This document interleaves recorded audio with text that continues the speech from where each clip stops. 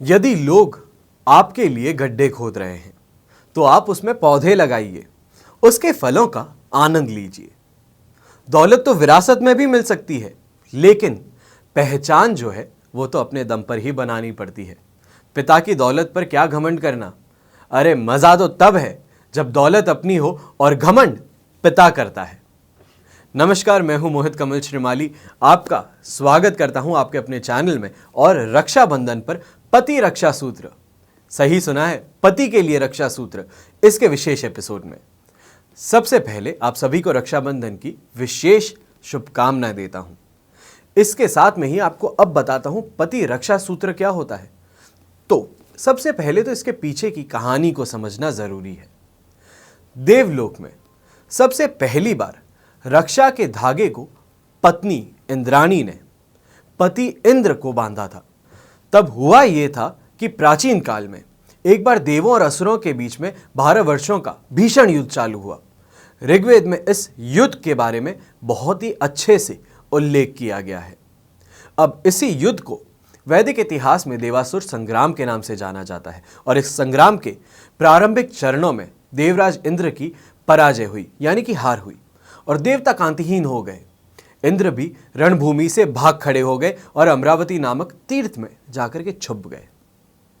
अब आप सोचिए, इंद्र जैसा भगवान जाकर के छुप गया हो तो अपनी पराजय से घबरा गया, चिंतित हो गया और दानवों के बढ़ते प्रभाव से भयभीत होकर इंद्र ने देवगुरु बृहस्पति से परामर्श किया।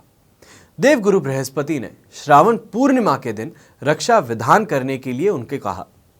इसके लिए उन्होंने इंद्र की धर्मपत्नी यानी कि इंद्राणी को इस विधान की विधि और मंत्र जो है वो बतलाया। देवगुरु बृहस्पति के निर्देश अनुसार श्रावण पूर्णिमा को प्रातःकाल यानी कि सुबह सुबह रक्षा विधान को विधिवत संपन्न किया और देव पुरोहितों द्वारा की जा रही स्वस्ति वाचन के बीच इंद्राणी ने इंद्र की दाईं कलाई में रक्षा की पोटली को बांध दिया, जिसे देवगुरु के सुझाई मंत्र से अभिमंत्रित किया और इसी रक्षा के बूते इंद्र की दानवों से रक्षा हो पाई और उन्होंने उन पर अंत में विजय भी प्राप्त की। इस देवासुर संग्राम में देवताओं की ओर से युद्ध करने के लिए धरती से भी तेजस्वी राजा गए हुए थे। उन्होंने जब रक्षा मंत्र, रक्षा विधान और रक्षा बंधन की ऐसी महिमा देखी तो सहज मानव स्वभाव है, प्रेरित होकर के इस अनुष्ठान को धरती पर भी लेकर के आ गए और वहां से इसको प्रचलित कर दिया। तो अब बात आती है कि ये रक्षा सूत्र या तो फिर पति रक्षा सूत्र या तो फिर रक्षा पोटली ये कैसे बनाई जाएगी।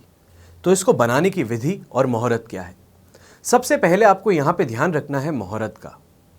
तो श्रावणी पूर्णिमा पर रक्षाबंधन जो है 22 अगस्त हो गई, ये तारीख है। यहां पे 6:17 से 5:31 तक का समय है, पर आप 5:31 भूल जाइए, 4 बजे तक का आप समय ले सकते हैं। इस बात का ख्याल रखना है। ऐसा क्यों?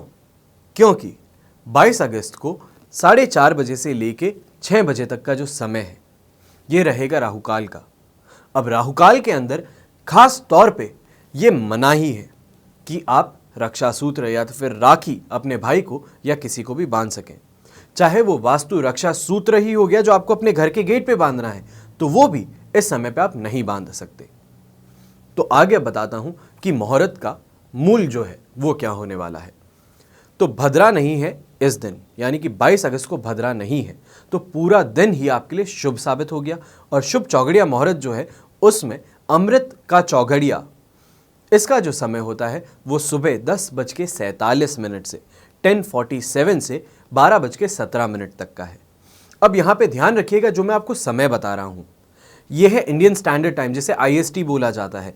IST के अंदर आप मुंबई से समय लेते हैं, दिल्ली से समय लेते हैं, कलकत्ता से लेते हैं और चेन्नई से लेते हैं। इनमें से किसी भी टाइम जोन से जब आप देखेंगे तो आपको ये जो मैं अभी बता रहा हूं मुहूर्त ये एक्यूरेट होगा। तो सबसे पहले तो अमृत का चौघड़िया जो मिलने वाला है वो 10:47 से 12:17 का मिलेगा। फिर विशेष अभिजीत मुहूर्त जो है, जिसको सबसे ज़्यादा शुभ माना जाता है, वो है सिर्फ और सिर्फ 40 मिनट का, 12:20 से 1 बजे तक का। उसके बाद में शुभ का चौघड़िया वापस आपको मिलेगा दोपहर में 1:47 से 3:17 तक का।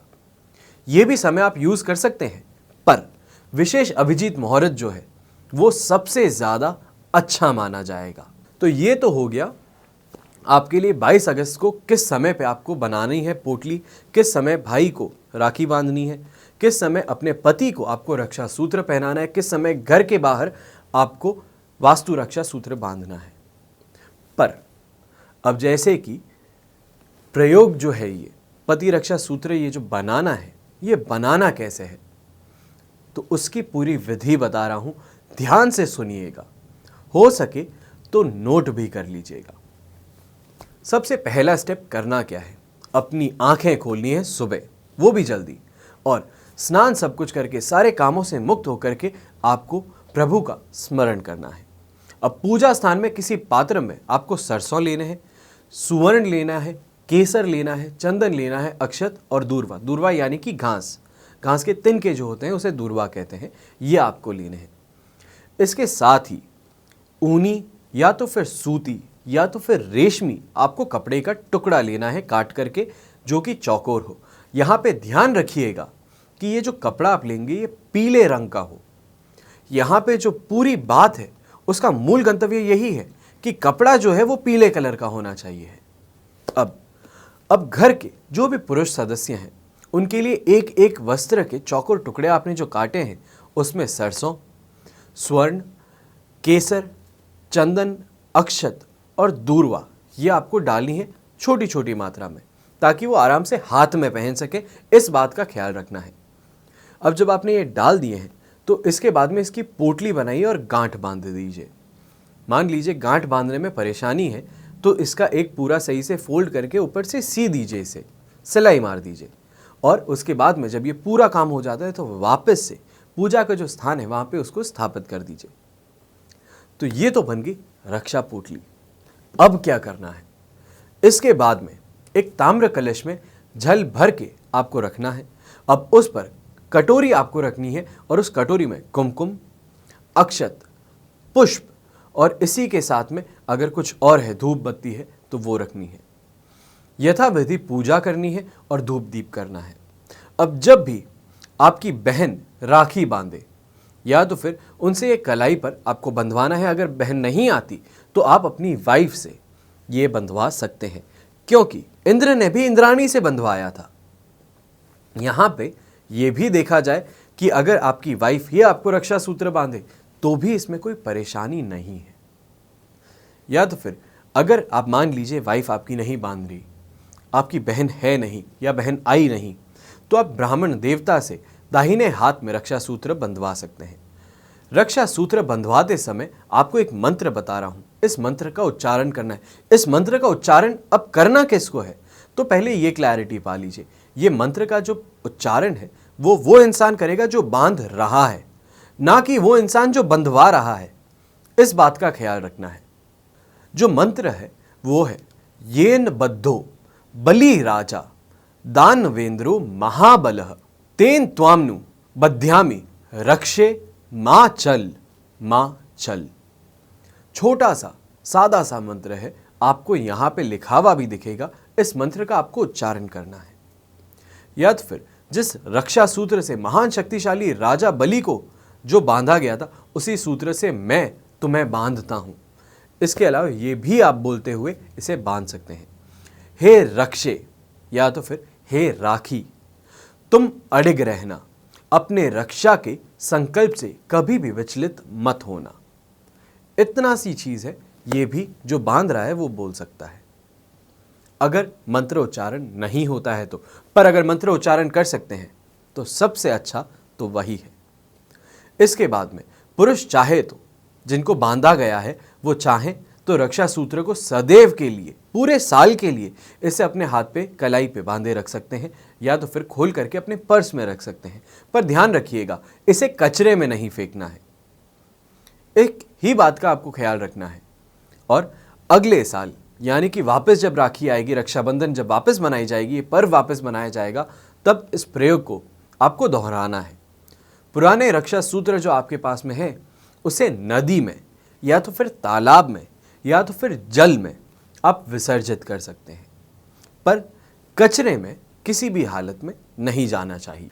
अब आशा करता हूं कि ये जो आपको उपाय बताया हूं बहुत ज़्यादा अध्ययन के बाद में, ढूंढने के बाद में फिर कहीं से मुझे मिला, तब जाके मैंने आपके सामने ये लाया है।